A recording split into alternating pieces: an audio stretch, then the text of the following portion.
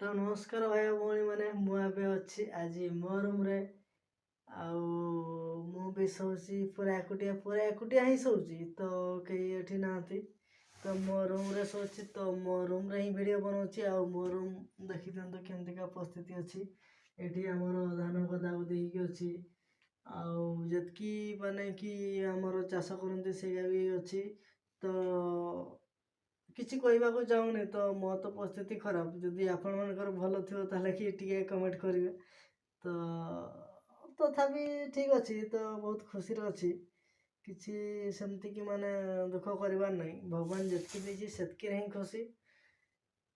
ଆଉ ଆପଣମାନେ ମାନେ କେମିତି ଯଦି କିଛି ଯଦି କରୁଛନ୍ତି ତ ନିହାତି କମେଣ୍ଟ କରିବେ। ଆଉ ଭିଡ଼ିଓରେ ବି ମୋତେ ଭିଡ଼ିଓ ବି ସେୟାର କରନ୍ତୁ।